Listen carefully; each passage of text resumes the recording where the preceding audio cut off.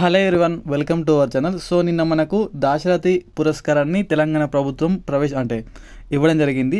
ఎవరికి అనౌన్స్ చేసేయాలంటే మనకు 2024 గాను జూకంటి జగన్నాథం గారికి దాశరథి పురస్కారాన్ని నిన్న గవర్నమెంట్ అనేది అనౌన్స్ చేసింది. సో ఈ టాపిక్ మనకి ఎక్కడెక్కడ వస్తుంది అంటే పేపర్ 1లో గ్రూప్ 2లో జనరల్ స్టడీస్లో వస్తుంది.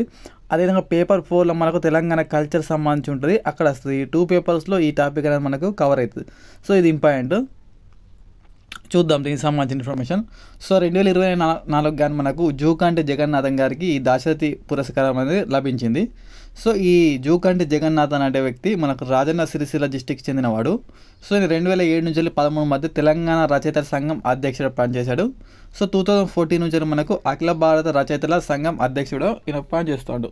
So about Dasarathi award, Dasarathi award అనేది మనకు ఎవ్రీ ఇయర్ జూలై 22 ఇస్తారు. ఓకే, ప్రతి సంవత్సరం జూలై 22 ఈ దాశరథి పురస్కారం ఇస్తారు. ఎందుకు ఇస్తారంటే ఆ రోజున దాశరథి కృష్ణమాచార్య యొక్క జయంతి కాబట్టి ఆ రోజున ప్రతి సంవత్సరం ఇవ్వడం జరుగుతుంది. సో ఇది ఎప్పటి నుంచి స్టార్ట్ చేశారంటే 2015 నుంచి స్టార్ట్ చేసిళ్ళు. 2015 నుంచి ఇప్పుడు 2024 వరకు. సో వీళ్ళందరినీ మనం గుర్తుపెట్టుకోవాలి ఖచ్చితంగా, ఎందుకంటే మనకు ఇటు ఇయర్స్ ఇస్తాడు. ఇది దాశరథి కృష్ణమాచార్య అవార్డు పొందిన వాళ్ళు ఇస్తారు, మ్యాచ్ ద ఫాలోయింగ్ అంటారు. లేకపోతే ఇట్లా ఇస్తారు 2016 బాపురెడ్డి, 2017 గోపిరెడ్డి, 2018 శివకుమార్ కాకుండా కూరల విటరాజు అవుతారు. క్రింది వాటితో సరిగా లేదంటాడు. సో ఎట్లా కాబట్టి మనం వీటిని బట్టి పడితే అయిపోతుంది. సో ఎవ్రీ ఇయర్ 22 ఇస్తారు. సో దీనికి నగదు ఎంత ఇస్తారంటే మనకు ఎవరైతే అవార్డు వచ్చిందో అతనికి నగదు రూపకంగా 1,116 రూపాయలను ఇస్తారు. 1,116 రూపాయలను నగదు రూపకంగా ఇవ్వడం జరుగుతుంది. ఇది ఇంపార్టెంట్ పాయింట్, చాలాసార్లు ఎగ్జామ్లో వచ్చింది. 1,116 రూపాయలు అవార్డు ఇస్తారు. ఈ సంవత్సరం మనకి ఎవరికి వచ్చినా జూకంటి జగన్నాథం గారికి రావడం జరిగింది. ఈయన ఏ డిస్టిక్ అంటే రాజన్న సిరిసిల్ల. సో ఈ అవార్డు 2015 నుంచి స్టార్ట్ చేసిన 2015 నుంచి ఎవరికి వచ్చినా ఉద్దాం ఖచ్చితంగా ఇది చదవాల్సిందే. 100% దీంట్లో ఎస్కేప్ కావడానికి ఏం లేదు. 2015 ఖచ్చితంగా నేర్చుకోవాలి. ఎందుకంటే మొదటి అవార్డు ఎవరికి ఇచ్చేయాలంటే దాశరథి కృష్ణమాచార్య యొక్క మొదటి అవార్డు ఎవరికి వచ్చిందంటే తిరుమల శ్రీనివాసాచార్యకి రావడం జరిగింది. 2016లో బాపురెడ్డికి రావడం జరిగింది. 2016లో ఎస్ గోపి, ఈయనకి సంబంధించిన రచనలు మీరు ఖచ్చితంగా నేర్చుకోవాలి. ఎస్ గోపికి సంబంధించిన రచనలను ఖచ్చితంగా నేర్చుకోవాల్సి ఉంటుంది. ఎస్ గోపికి సంబంధించిన రచనలు నేర్చుకోవాలి. 2018లో శివకుమార్కు రావడం జరిగింది. 2019లో కూరెళ్ళ విఠలాచారికి రావడం జరిగింది. ఈయనని కూడా గుర్తుపెట్టుకోవాలి.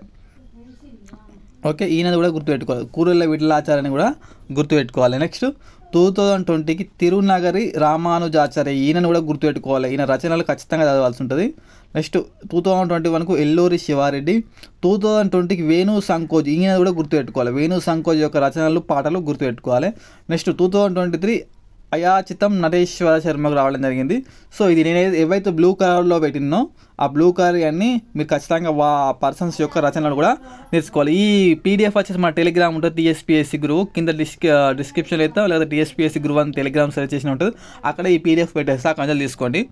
సో ఇది ఈ పర్సన్స్ మాత్రం ఏ సంవత్సరం కలిసి గుర్తుపెట్టుకోవాలి. సో మనకి అబౌట్ కవి దాశరథి కృష్ణమాచార్య సంబంధించి కొంచెం ఫ్యాక్ట్స్ చూద్దాం. ఇది చాలా ఇంపార్టెంట్. చాలా టైమ్స్, నెంబర్ ఆఫ్ టైమ్స్ ఈ దాశరథి కృష్ణమాచార్య సంబంధించి ప్రతి పాయింట్ ఇక్కడ ఏవైతే నేను మెన్షన్ చేసినో ఆ ప్రతి పాయింట్ మీ ఎగ్జామ్లో ప్రతిసారి వచ్చింది. చూద్దాం.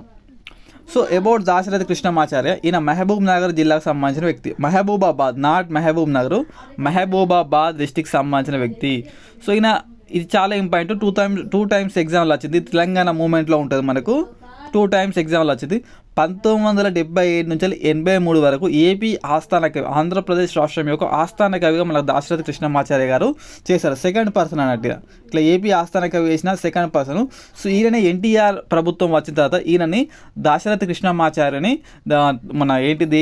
అంటే ఆంధ్రప్రదేశ్ రాష్ట్ర ఆస్థాన కవిగా తీసేయడం జరిగింది. ఇది చాలా ఇంపార్టెంట్. ఇది కాలం అడుగుతారు, నెంబర్ ఆఫ్ టైమ్స్ ఎగ్జామ్లో అడిగింది ఇది టీఎస్పీఎస్సీలో.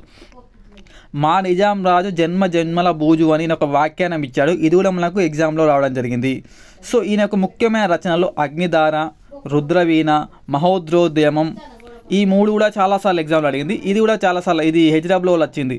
తిమిరంతో సమరం, ఈయనకి 1974 సంవత్సరంలో ఈయనకు కేంద్ర సాహిత్య అకాడమీ అవార్డు అని రావడం జరిగింది.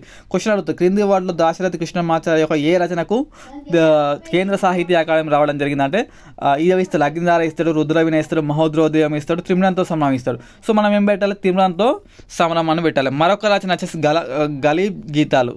ఓకే, ఇది. సో ఇంకా మనం ఏం చేయాలంటే ఇక్కడ వీటితో కంప్లీట్ చేయకుండా మన తెలంగాణ ప్రభుత్వం మొత్తం 4 అవార్డ్స్ ఉంటాయి. 3 అవార్డ్స్ తెలంగాణ ప్రభుత్వం ఇస్తుంది. ఒకటి Kaloji award, next CiNaRe award, మూడు వచ్చేసి కృష్ణమాచారి దాశరథి అవార్డు. ఈ మూడు ఇది మనం దాశరథి కృష్ణమాచారి గురించి నేర్చుకున్నాం. సో మీరేం చేయాలి, కాళోజీ అవార్డు, సినారే అవార్డు గుర్తుంచుకోవాలి.